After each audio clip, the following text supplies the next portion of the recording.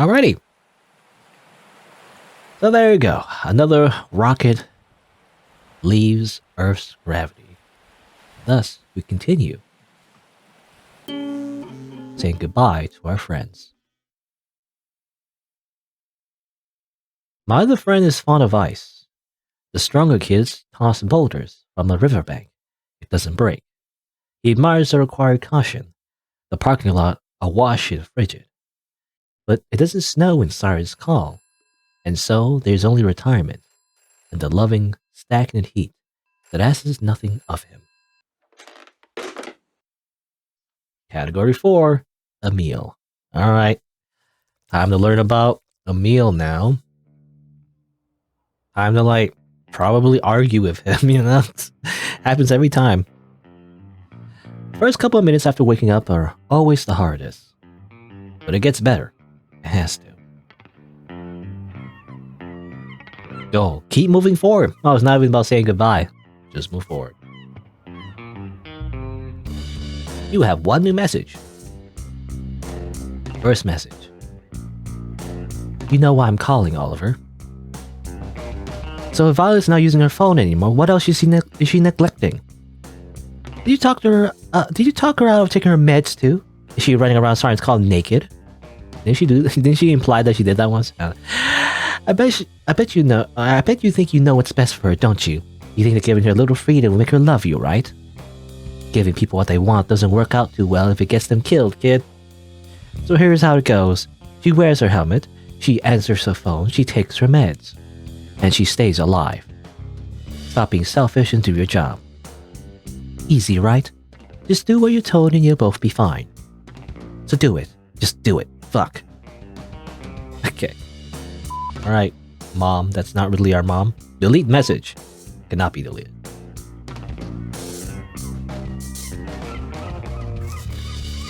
Can I investigate this home? Violet's essay. It's a draft of the essay Violet sent with her college application. I remember her writing this. She invited me over to help, but all I ended up doing was adding a semicolon or two after she finished. You gotta add it between two independent clauses, you see. Funny, it doesn't read anything like mine, but there's an honesty here that makes it hard not to root for her. I will prove everyone wrong by going here. I will show them that people like me are capable of succeeding. The degree you give me will be the hammer I use to strike down the cynics, and a beacon of hope for anyone with epilepsy. Way to work the illness, V. Still, you can't argue with the results. Epilepsy. I guess that's implied that that's her, that's what she has, or part of what she has. Violet's letter. Violet got her acceptance letter at least 2 weeks before I got mine. You think I would have gotten mine at the same time, but apparently they don't mail them all at once, for some reason. When she got it though, we were all invited to a small dance party at her house. It wasn't super trashy and hilarious like how prom would end up being, but Miss Lawrence did offer us all wine to be promised not to tell a parent. Oddly enough, Judith was the only one that accepted her offer. She's a wild girl. Her breath smelled like moldy grapes the entire night because of that. Andy did a pretty great job of making sure her sister didn't trip over any furniture at least. Ashton and Emil spent most of the party arguing about something. So in the end, Violet and I were the only ones that actually ended up dancing. That's when it happened. While Andy was holding her sister's hair back in the bathroom, while Violet waited for Ashton and Emil to look away from us. Nobody saw her kiss me, but it didn't matter. For the first time in my life, I felt important. I knew I was important, at least to her. Okay. That's when they smooched. DSM... or? What's that stand for? I can't remember, but it's the manual for for psychologists, I think, or psychiatry. Detailing different kinds of mental illness or whatever, but it's not, I don't know. I've heard that it's debatable, it's these things, these categories have changed over time, and it's not always super accurate, but anyway. I'm not sure though. I have no idea. I'm not a psychiatrist. Even before Violet and I started dating, I did everything I could to learn about her condition. I knew she was an expert, but asking Miss Lawrence about these things wasn't enough for me. Not that I didn't trust her, I just wanted a bit more objective take on things. That's how it began, with me looking up things about epilepsy. But after a bit, I started getting more and more curious about myself. It didn't take long to find, it was right there, as cold and objective as the bottom of the ocean. B. Failure to develop peer relationships appropriate to developmental level. Failure to develop relationships. But that's what it means to be me. One sentence. Sometimes that's all it takes to change everything. Just one sentence. Okay. Again, maybe a reference that he's on the spectrum or whatever. Again, so far, I mean, other than the incredibly surreal, environment that we're in, Oliver himself just seems normal. But again, maybe that's because we're from his perspectives, which makes sense, because if you're on the spectrum, whatever, you're basically normal from your perspective, right? For the most part, I think, anyway. As far as I understand, like brain-wise, like you feel the same emotions, you basically are the same. The only thing is I mean, it's not always true for everybody, but you might have trouble like understanding social cues, for example. That's one symptom, I think. But other than that, I mean, I don't know. When we think about mental illness, it's just really an extension of like everybody's like human psyche. It's just only when it's defined as a illness is when it's like, for whatever reason, disrupting your life. So, like missing a social cue, for example, is just kind of normal. Like everybody misses a social cue, here and there. But I guess it's when is it extreme, It's like then it's like categorized as like a deviancy, I guess. I don't know. I'm not a psychologist. Whatever. I don't know what I'm talking about. Library, safest place. Judah's house, Father's house. The Det Willer Park. No burger joint. Can I go here again? Woo? Nope. She's gone. Yep. It isn't. I don't know. She didn't say it the same way as Ash, but I guess it was implied that she should be away, so she's gone. Let's go to, you know what? Let's go to Vi's place again. I want to have more conversations with her,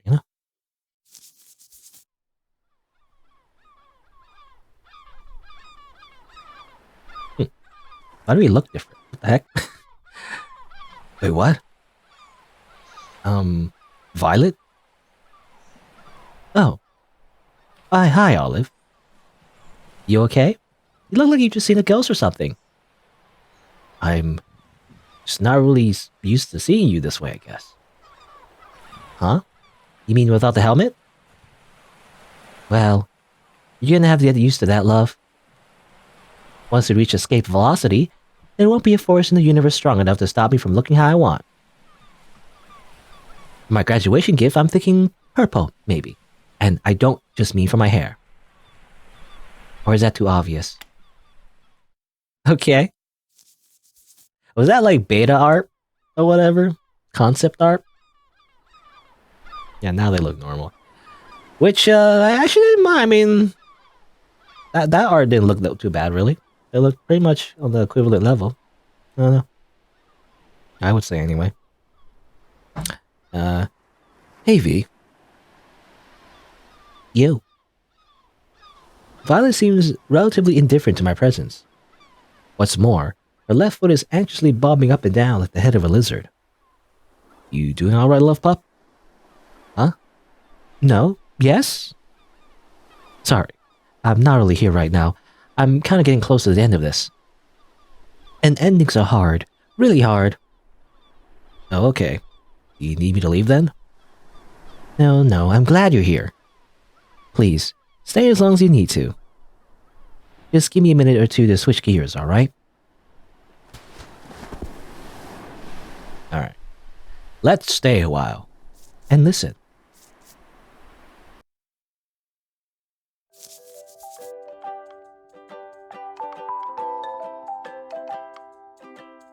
I hate sand. It's rough and irritating and gets everywhere. Not this again. It's grainy, bumpy, bothersome. I'll literally do anything if you so. And by golly, it just gets everywhere. So kiss me, Violet. Kiss me, your lips are, in fact, not like sand and thus desirable. I quote the Star Wars prequels because I'm funny. I lunge forward, tackling Violet into the soft sand. Oliver, become one with the sand. It's only after accepting the sand into every orifice of your body that you will finally know peace. Oliver. Why won't you look at me? Why won't you look at me? Why do you deny the truth? I too once was lost. There was confusion, wistfulness, indecision. But now there's only sand, Violet. Sand in my ears, sand in the folds of my brain. Aren't you seduced by this amazing monologue? By this amazing monologue about fucking sand? The last bit barely escapes my mouth before I begin laughing hysterically. I don't even know what I'm doing, but it's evoking a positive reaction out of her, so I can't stop. For a while, her and I just leave there, reveling in our own absurdity. Thank you, Sand. Thank you for this moment. Now I will go genocide an entire species of sand people. What? Say what? Anything else? There's so much, by the way. When you click that option, there's just so much. I don't know how much is there. I wonder if it ever ends. Did you ever fake being sick to get out of school? There's some days I wanted to, mostly so I could work on my art and stuff, but I never followed through with it. Nah, I was never a good enough liar to fake being sick. So if I ever want to stay home, I just made myself sick the night before. Just literally become sick. It always sucks to be sick. I don't know. I always hate being sick. I wouldn't want to deliberately be sick. It just always sucks to actually be sick, you know? But, oh wow. You're nothing if not devoted, I suppose. How's that even work? Would you eat expired food or something? No. It was never anything that gross. If I needed to be sick, I just focus on how unpleasant it feels to be alive. If my skin was clammy, I make myself think about it. If the lights were too bright, I focus on that too. Essentially, I would try and replicate the headspace of a sick person until I actually became sick. And that worked. It did for me at least. I don't know how it goes for everyone else. I've come to find stuff like that is one of the more positive aspects of negative thinking. You think so negative that it just becomes reality. I may be bad at lying to other people, but I'm very good at lying to myself. Sometimes, that kind of mentality is powerful enough to shape reality. I was so good at thinking this way that I could basically keep myself safe for as long as I wanted, and it would always be authentic. That's not healthy, Oliver. I mean, sure, but neither is sitting still under a bunch of fluorescent lights for 6 hours a day, 5 days a week. You should know more than anyone else as those places aren't designed for people like us. Hell, I even go so far as to say they aren't designed for people at all. What's so bad about using the parts of myself that are unhealthy to escape from an unhealthy situation every once in a while? It just seems like you're delaying the inevitable. I never did it unless it was absolutely necessary. Not like the school has any way of knowing if I'm really at my limit. It's not like I was doing drugs or breaking shit. Breaking bad? No, breaking shit. I was just hanging out in my room for a day or two, breathing.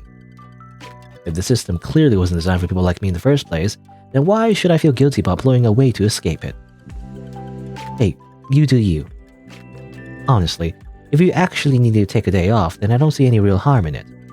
But it seems like the kind of situation where it could end up becoming really easy to confuse your needs with your wants. Well, I think it's kind of a cool skill to have. You're probably just jealous. Not even remotely. Okay, you can think yourself, you think so hard on yourself, like, you know, bad things that you become sick. It's not like a real, I mean, that's kind of like a placebo effect, right? But except it's the opposite. It causes like the opposite effect of a beneficial placebo effect. Anyway. Stay a while. You're pretty tired after all this stuff, aren't you? Now that our little escapade here is finally over, I mean. It's been nothing but I've been nothing but tired. How about you? Are your muscles starting to hurt yet?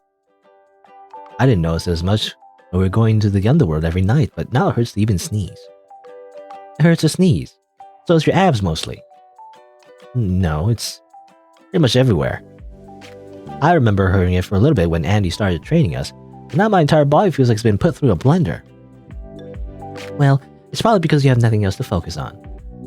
Now that we aren't in life or death situations constantly, there's not as much adrenaline in our system. So it's kind of hard to distract ourselves from how sore everything is.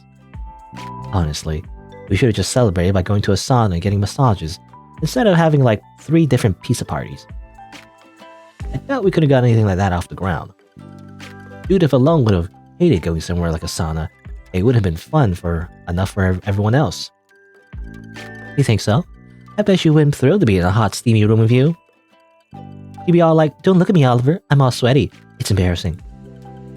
Violet giggles for a little bit as I bury my feet into the cold sand. Hey, why the long face?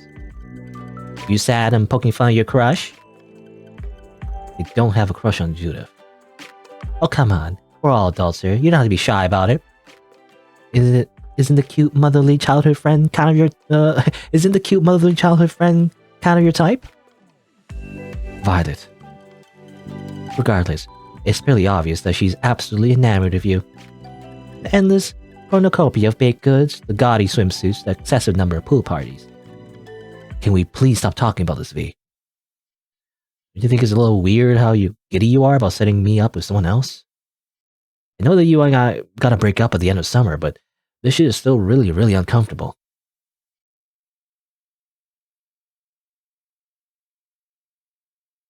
I feel Violet's arms wrapped slowly around my back, hugging my torso. Why does it make you uncomfortable? We had a good run, didn't we? Lines like that just go to show how bad you are at comforting people. I'll just go ahead and ignore that one, I guess. Oliver, I know you like how cozy she makes you feel, how much she pampers you. And I know she's been biding her time, waiting for this day like it was Christmas. Just waiting for you guys to break up so we can swoop in there. You know? What's that called? I think there's a word for that. You know? I don't know. The word for like a couple, breaking up and then suddenly you swoop in and then try to comfort the person, but really you're just trying to like date them, but like it's like kind of what's the word? Manipulative to do that, because like obviously they're at their saddest moment and then you just like immediately taking the spot of their lover is kind of weird. Anyway, so who am I to make you swim against the tide? I guess it depends. I guess if it depends if the other person is already, if they broke up and they're already ready to move on. But anyway, there's always going to be other people in your life, Oliver. It was never gonna be just me. Sure, maybe there's a way for you to leave Siren's call without having to say goodbye to everybody. Maybe that's somehow possible. But at the very least, you need to be at peace with letting me go, okay?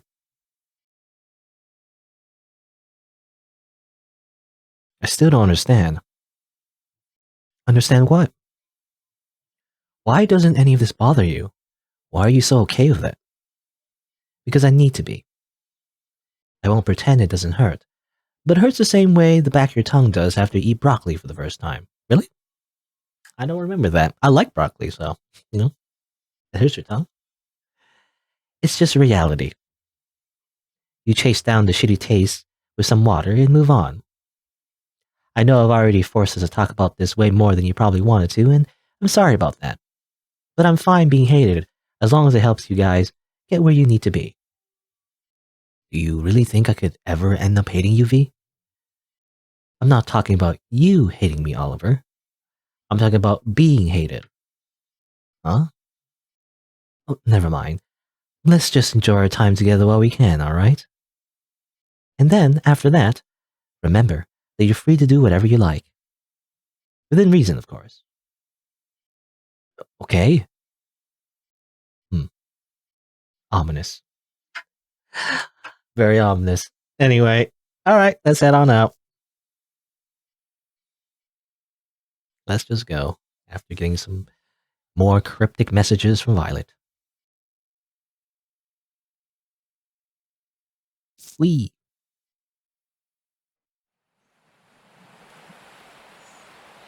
Alright, let's see here. Judith's house.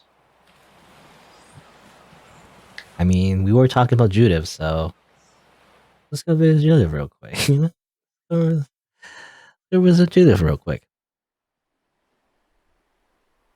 Rebound, that's the word. Going in for the rebound, by the way. That's what Judith was trying to do, going in for the rebound. Anyway, I had a dream about Judith last night. I was back home in Portland, and the world was flush of life. And Judith was there with me, as radiant and holy as heaven itself. We ate sushi outside, watching the cruise ships as they came to port. Sushi. Every now and then she would turn her head away from me and to look to the ocean, but even that in itself was a gift. It gave me time just to look at her, to revel in how blessed I was to finally be with her like this. After lunch, she bought me a pillow shaped like a California roll and walked with me to our hotel. California roll. She said she knew how to get there from where we were, but Judith's never been to Portland. She's never even been outside of Florida. That goes for you as well, correct? It just didn't make enough sense. And that lack of reason is what ultimately killed the dream. I looked over at my pillows, saw there was no California roll, and cried into morning. My California roll. So sad. It was a simple dream, the kind that's always so incredibly painful to wake up from. But even simple dreams are not a sustainable domain for a logical man. At the end of the day, they're just fiction. And even that flush, pristine world, this brain of mine will always find a way to betray me. Because even there, even in my own head, I cannot allow myself to be first. It's simply not reality. Alright. But I clicked on Judah's house, though, so... I clicked on Judah's house, though?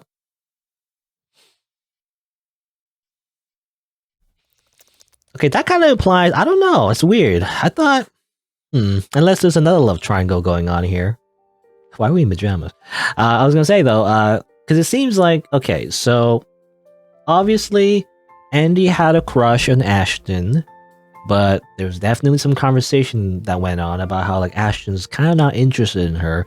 Not just because she's, you know, her, but, like, rather he might not be interested in women in general, right? So it's also implied that Ashton might be interested in Emil instead. At least there's only a line about that. I'm not entirely sure. It could be that Ashton's not interested in anybody, really. You know, that's a possibility too. But, you know, it's implied that he's interested in Emil. However, from that little, like, surreal kind of, like, monologue there, Emil seems to be interested in Judith, right? That's been implied a few times as well. So I don't know. I wonder if there is kind of like this, like, love triangle or love polyhedron, you know, thing going on where nobody is, like, everybody is just unrequited, you know, or and how you say it? Unrequited? Unrequited is how you say it? I don't know, anyway. Because it seems that, and this is what I'm thinking so far, but, like, Andy has a crush on Ashton has a crush on Emil has a crush on Judah has a crush on Oliver, but Oliver loves Violet, but Violet wants to break up with Oliver, so nobody loves anybody and nobody gets with anybody, you know? And that's basically it. Is anyone I'm missing? I think that's everybody, right? Everybody just loves somebody else, but, like, they just can't get with each other, you know? That's what's happening, you know? Anyway, I find myself at Judith's house once again. At this point, Andy probably would have stormed the front door and screamed something at me from her bedroom. She must be out the park then. Well, she's not here at all, actually, but anyway. I take a seat in the living room while Judith skips half runs in the kitchen. Boy, Andy sure has been going hard lately, hasn't she, Judith? Huh? What are you talking about? She never seems to be around the house much anymore. Maybe we should all pool our cash together for a treadmill or something? I know she works hard to stay hydrated and stuff, but I'm pretty sure she's still gonna get a heat stroke if she keeps staying out there for so long. I wouldn't worry too much about buying equipment for the house. Seems like kind of a waste if she's gonna be here for breaks and stuff. What? Judith places a rather large cup of sweet tea on the coffee table and sits next to me.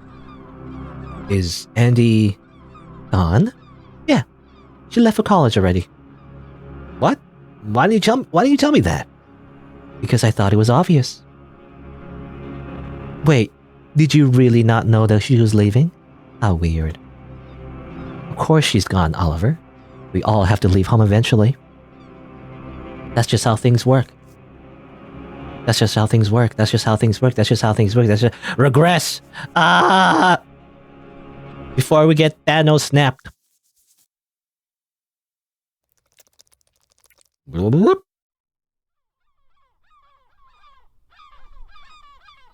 I somehow found myself at Judith's house. At this point, Andy probably would have... No, that's wrong. Judith and I are the only ones here.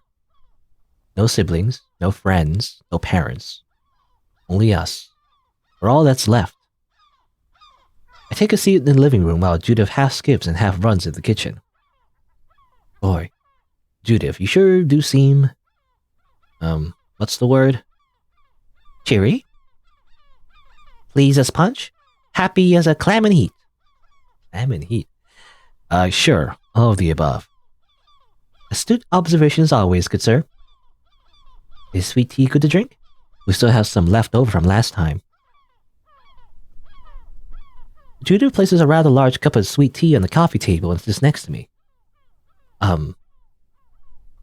Judith, are you sure you're doing okay? Huh? Yes, of course. I've got 2 hours alone with my favorite person in the world. Why wouldn't I be okay? This has to be a joke. No, that's too cruel. Judith wouldn't play something like this up for laughs. But maybe it's the kind of thing she'll only be comfortable talking about if I bring it up first. Oh, I get it. You're referring to my sister, right? How? I mean, yes. But yeah, if there's anything you want to talk about, we can do that. Huh? I don't understand. What is there that you want me to talk about? Alright, maybe this is some sort of test? It has to be, right? I mean, Andy's gone now. She's not in Siren's call. You don't live with her anymore. It's gotta be weird, right? Surely that's not something easy for you to adjust to. Oh, right. Nah, it's fine. Do you need a spoon to stir up the sugar in your tea, by the way? It tends to sink to the bottom if you don't actually do anything about it, you know. Disgusting. Disgusting sensation glides above the membrane of my skin, as if my pores are being baptized in a bucket of worms. I suppress the urge to vomit. Why? I don't get it. Why are you even talking about that right now? Your sister's gone, Judith. How the hell are you okay with that? She's gone. Everyone's gone. So, they'll be fine. And Nandy's a big girl. It's not like she needs me taking care of her anymore. None of us need each other anymore. Can't you see that? And besides, her leaving town is in the past. Why even focus on that? Let's just enjoy ourselves while we can, and forget about what is done. It is done after all. I can't read her. Why can't I read her? Is this something she's doing intentionally, or does she really not care? No. There's no way she's this indifferent about Andy leaving. How would that even be possible? Oh dear. That look on your face. You probably think I'm simply the worst right now, don't you? Please understand. I'm only so calm about all this because I'm certain everyone else will be fine. I know that you're stressed from all that's been happening lately, though. Can't be easy being the center of everything like this. Then stop focusing on me so much. Please, you don't need to keep spoiling me like this, Judy. If something is legitimately bugging you, then it's my job as your friend to hear you out. And it's my job to watch out for you, Olive Oil. It's always been, and lately I've been doing terribly at it. You've been so incredibly stressed. It's simply miserable to watch. So what good will come from me focusing on people who aren't even here?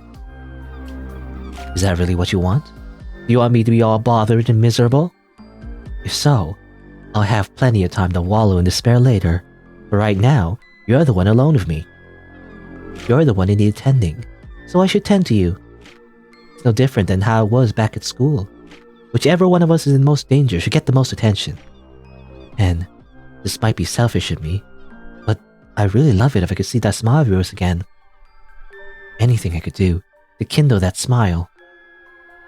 I smile. I smile plenty. That's not what I mean. You never smile anymore, Oliver. Why is that? Why is that? Seriously. Jesus. Why do you think, Judith? Don't ask questions you already know the answer to. I hate when you people do that. You people? Yeah, it's dishonest. It's not real. Incredible. Well, forgive me for not being part of the special brains club like you and Violet are. But it's been my job since day one to make sure that brain of yours keeps functioning. I won't let you toss into an early grave. An early grave, huh? You know, even that seems loads better than being a murderer. Death would be a blessing compared to what I've... Shut up. I won't let you talk about I won't let you talk about yourself like that. Hate me all you like, but I refuse to let that fetid bitch drag you down to her level. Judith grips her chest in shock. Oh no. That just... Olive oil, I'm so sorry. I need to go. Wait, please. No, I'm going. And don't call me olive oil. It's wrong. It's just wrong. What? No, that's not fair. That's mine. I said it first. I knew you first. I knew you first. I'm the childhood friend that never wins. I knew you first. I'll see you soon. Stop it. I collapse on the porch and cover my ears. It's my fault? This isn't my fault. It's not my fault that Judith doesn't have any self-respect. It's not my fault. It's not what I want. It's not what I want. Damn. Jeez. He's a little kooky. Anyway, alright, okay. And we still go to the school. I'm curious. I never actually clicked this option yet. I'm assuming if we go to the library, we're gonna have this whole thing about with Emil, then he's gonna leave too. So I might as well go to the high school then, in that case. What happens if I click that? Uh-oh.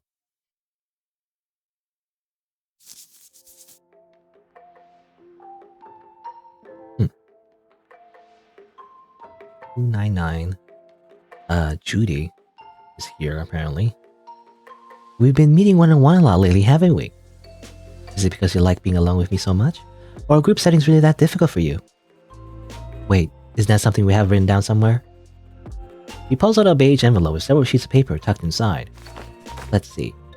Primary exceptionality. Well, that one is obvious. Secondary exceptionalities include receptive and expressive language issues.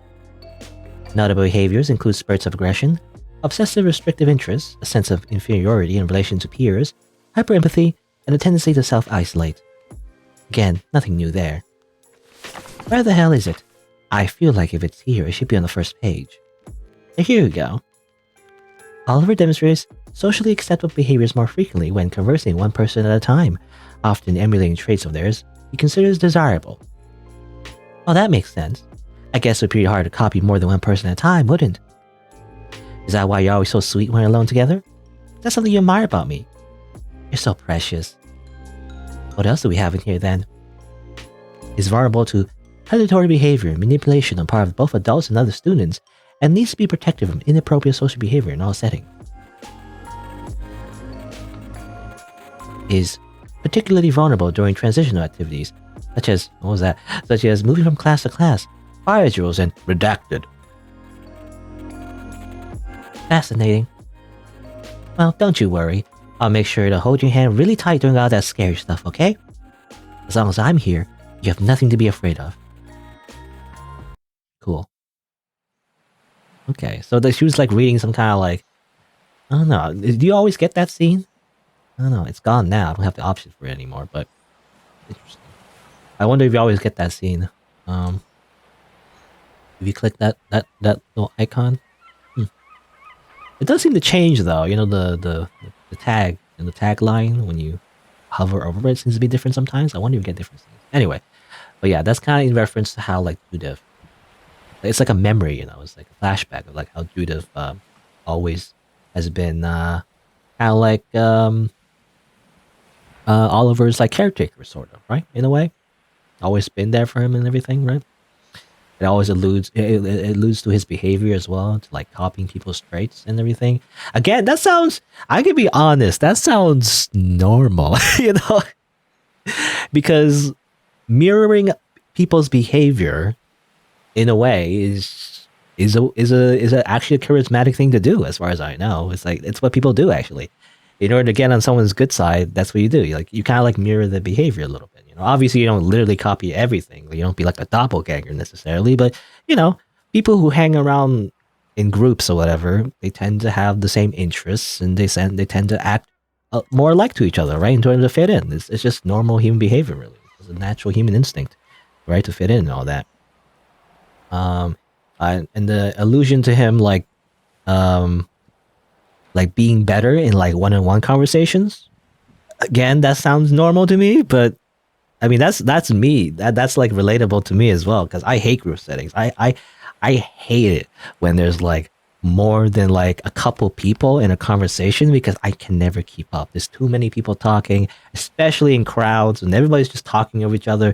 You know, everyone's talking at each other and not to each other. It's weird. I don't like it. I don't know. Some people thrive in those environments, but I hate it. I much prefer one-on-one conversations myself because it's more like a back and forth, you know, instead of like a shouting contest. You know, not always this case. I mean, in more formal, in more formal conversations, like a group, it's much better. But obviously, I feel like in most casual settings, you know, when it's like a group of people, I don't prefer it. But I think that's also pretty normal, right? That's just called being an introvert, you know. But anyway. Not to downplay, I guess, Oliver's. I'm assuming, you know, him being on the spectrum. But again, most of those things just sound normal to me. I don't know. Maybe I'm the weird one. Anyway, well, last thing we can do is go to the library. It's all the way over here for some reason. It's just all the locations have been shuffled. All right, Emil. Tell me everything. Come on, give it to me. Give me all your like baggage about like being second rate and like being second to everything and never being the best and being like the Vegeta, you know, of the story where like you thought you were perfect, but then you learned that you weren't, and then now you always feel inferior, and so you have like a kind of like a narcissistic streak sometimes where you always have to prove yourself to be the best. And are obsessed with that. But anyway, second rate. Everything I am is second rate. Ashton is bolder. Andy is tougher. Violet is wiser. And Judith, as I've come to discover, is far more intelligent than I could ever hope to be. That's interesting. Judith is very smart. She doesn't come across as that, but I guess she usually has like kind of like a humble personality usually. Maybe after you leave, I'll end up being a better leader, but that's a hollow victory. If I win by default, then it's like I never won in the first place. Emil sits down as the tide comes in, allowing the waves to slam against his body over and over again. Don't understand why it has to be this way. It's not like I don't try my absolute best in everything I do. Chess, writing, hell, even brushing my teeth. I make sure to brush, 2 minutes. The full 2 minutes. I don't think I do anything halfway anymore. Even after all this effort, my losses have been stacking up again. My teeth have begun to yellow, you know? Even though I floss. I brush my teeth for 2 minutes, 2 times a day. Well, actually, my last dentist visit, actually, I do that, kind of like the last few years or so, more like more than a few years, but I've been on top of my dental hygiene. As a kid, I didn't realize how important flossing was. No one really told me, to be honest.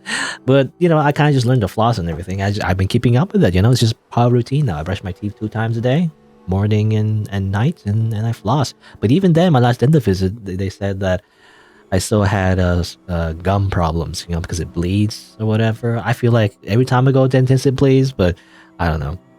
But they introduced something called like interdental picks or whatever. It's like little, kind of like toothpicks, but not really toothpicks, but like meant to like clean between your teeth caps.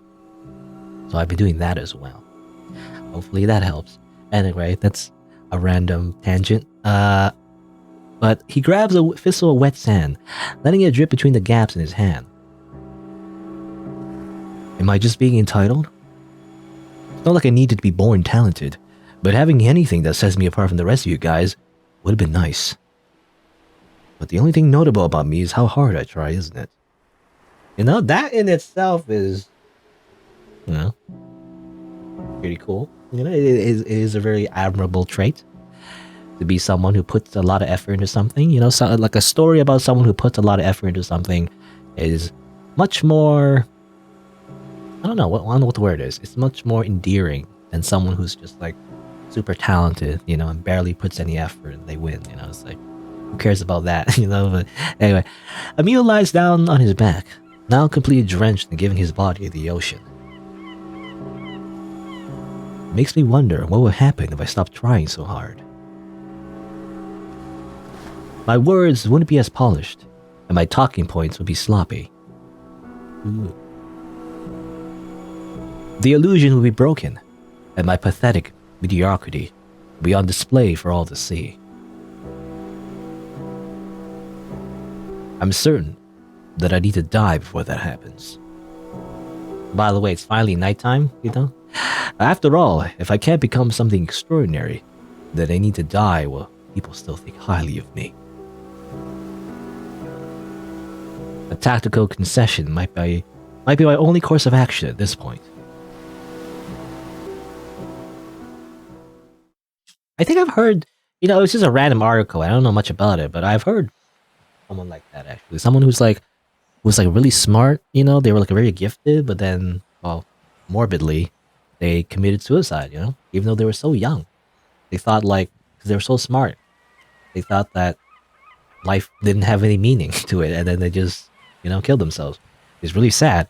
I feel like, I don't know, if you're that young, there's still much more to this to experience, beyond just like intelligence. And even intelligence in of itself is not really, it just only means one kind of intelligence.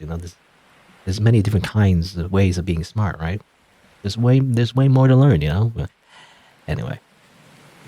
But well, that was a weird, surreal scene, but let's try that again, The world keeps glitching, and I don't mean like the game, I mean like reality.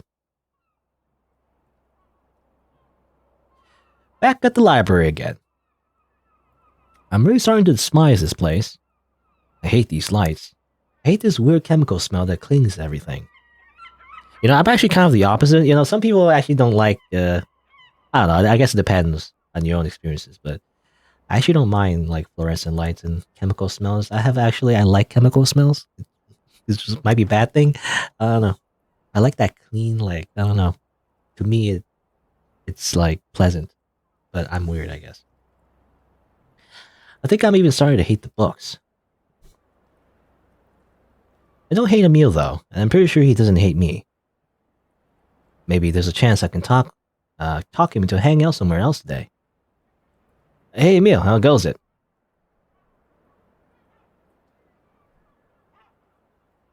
Huh, that's weird. Emil doesn't seem to be reading anything today. No books, no binders filled with complicated notes and elaborate diagrams. He's just sitting there, like a hospital patient waiting for morphine. Ah, you're here. Excellent. Glad you could... You okay, dude? Dude. Am I next? I'm next, aren't I? That's why you came here, isn't it? I mean, you're the next person I wanted to hang out with. You do okay, number two? You seem kinda out of it. No. No, I'm fine. I've had a lot on my mind lately is all. Shall we discuss?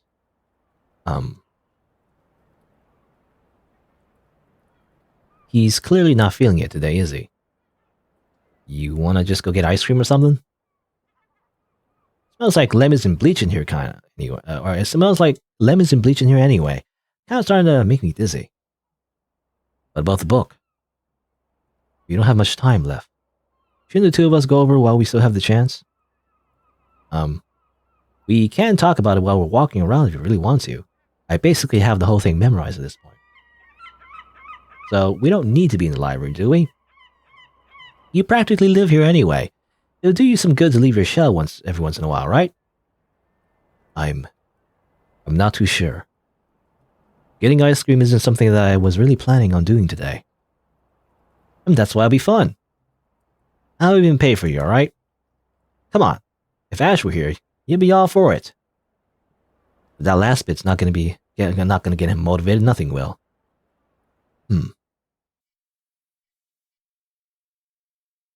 Perhaps you have a point. One thing's for certain, the air in here is hardly conducive to any sort of meaningful discussion. Sure, let's see what the outside world has to offer. Yeah, let's get ice cream. The two of us go into town and get some soft serve. Emil, unsurprisingly, ends up choosing a cone of coffee-flavored ice cream. It's only after wrapping several layers of napkins around the base of the cone that he finally decides to indulge himself, however. As for me, I scanned the list of 78 flavors of something I haven't tried before. There isn't much that catches my attention, but I eventually land on something called Blue Moon. Apparently, it's just blueberry and cheesecake flavored, but having such an evocative name for something so goofy really sticks with me for some reason.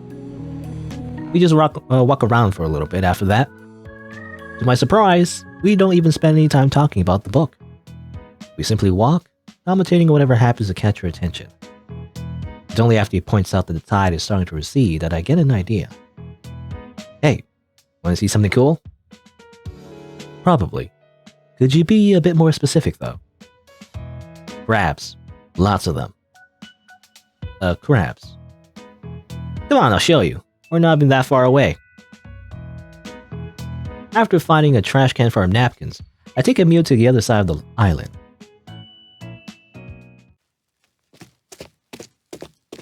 The mangrove swamp, though normally submerged, has just enough of it exposed for Emil and I to traverse. Countless soggy roots prop themselves out of the thick Florida muck. From a distance, they almost look like rib cages, a thicket of gangly bones protecting the heart of Siren's call from anything and everything. It smells awful back here. I guess that shows. I guess that's how you know it's low tide. I don't know about you, but I'll take this stink over how the library smelled any day. Fair enough. Either way, it's hardly a pleasant experience. You'll manage. Don't worry, it'll be worth the stench, I promise. Hopefully I didn't bring Emil back here for nothing. The tide is at its lowest point now, so if it's anything like last time...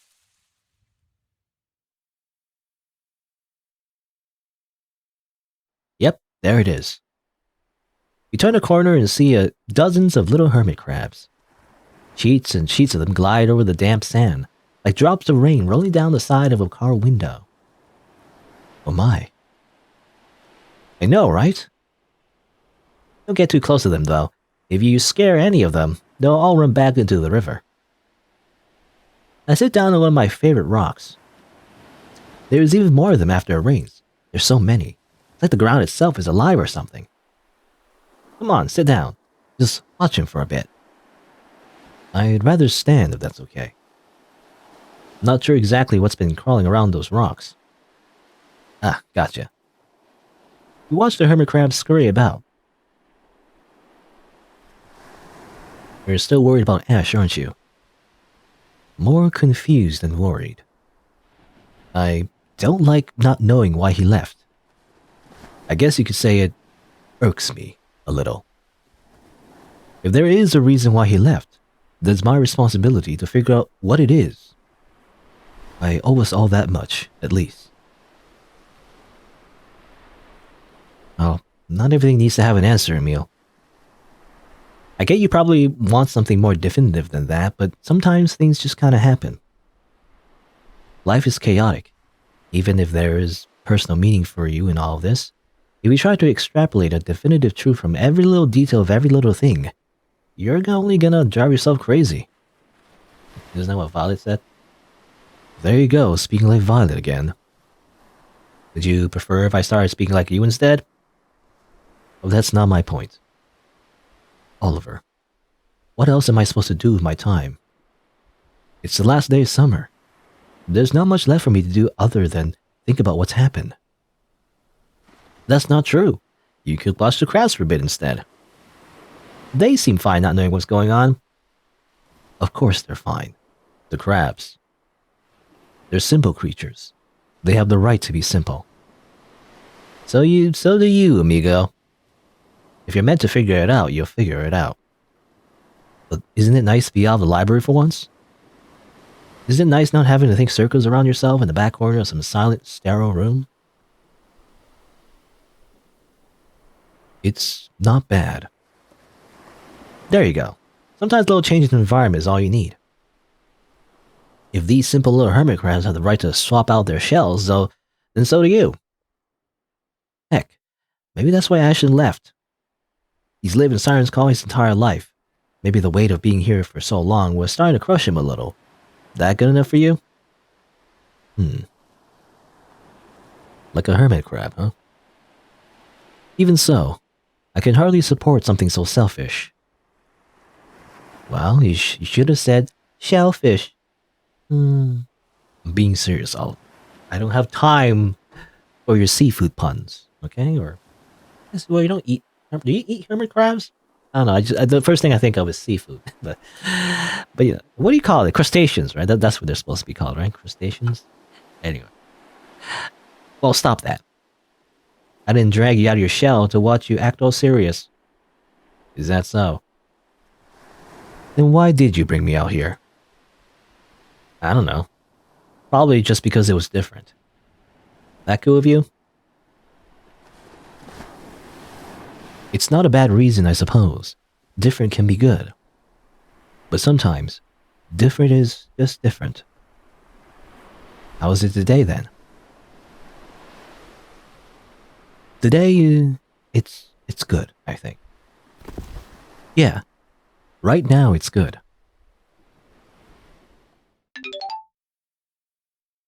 I got your page number. Wow.